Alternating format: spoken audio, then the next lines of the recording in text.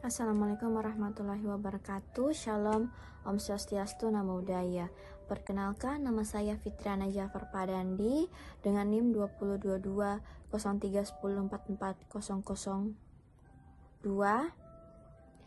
Saya di sini akan menjelaskan beberapa poin, yaitu pertama, pengertian pemerintahan dalam arti sempit dan pengertian pemerintahan dalam arti luas.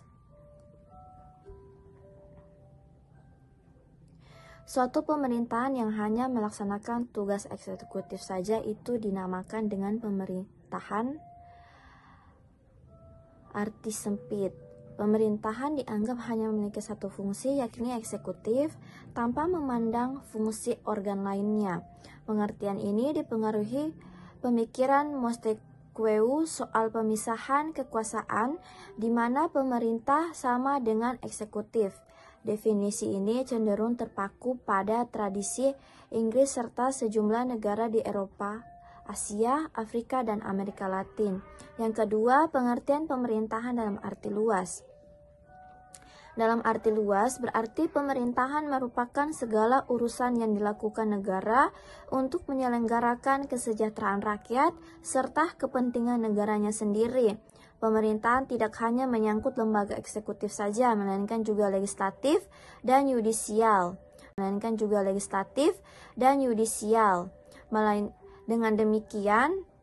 Dengan demikian, pemerintah arti luas mencakup kekuasaan legislatif, eksekutif, serta yudikatif.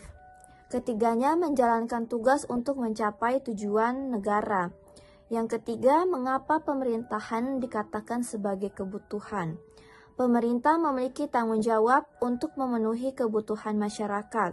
Kebutuhan tersebut bukan kebutuhan individu, melainkan kebutuhan masyarakat, seperti kesehatan, pendidikan, dan pelayanan publik.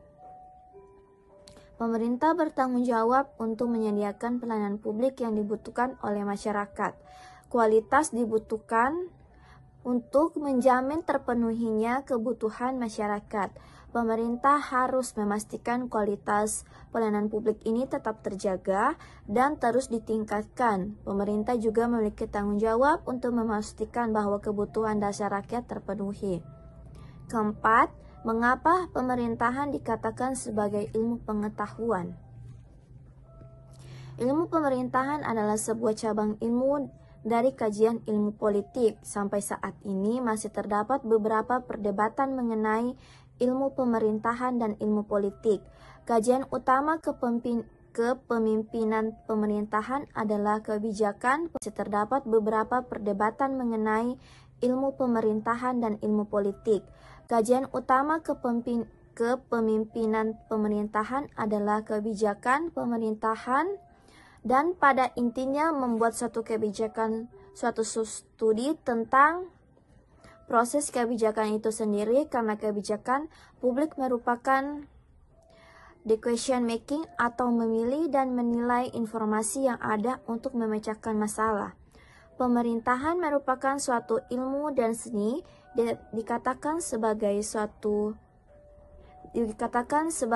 disiplin ilmu pengetahuan karena pemerintahan sudah memenuhi syarat-syarat ilmu pengetahuan serta dapat dipelajari dan diajarkan, memiliki objek yang baik, material maupun formal, dan bersifat universal dan sistematis serta spesifik atau khas.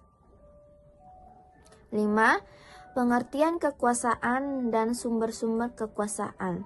Kekuasaan merupakan konsep yang sangat penting dalam ilmu sosial dan pada umumnya ilmu politik dan pada khususnya. Pada hal ini, politik mengasumsikan inti kekuasaan politik yang artinya memperjuangkan dan mempertahankan kekuasaan.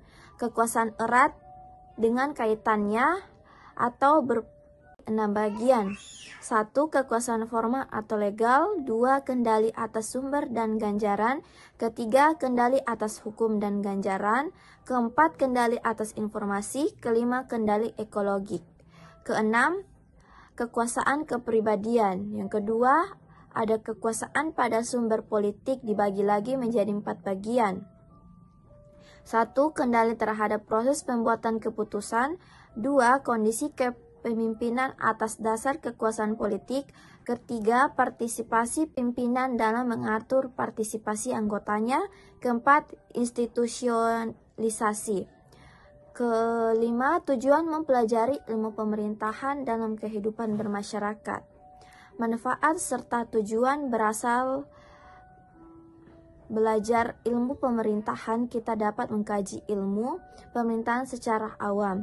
Artinya, supaya dapat tahu teori-teori dan bentuk-bentuk serta proses pemerintah, serta mampu menempatkan diri kita dan ikut berperan serta pada dalam holistik proses penyelenggaraan pemerintahan, terutama pada pemerintahan dalam negeri. Kemudian juga kita, warga, mampu ikut berperan dalam penyelenggaraan pemerintahan. Contohnya seperti kita mengikuti pemilu, mengikuti kebijakan-kebijakan yang ada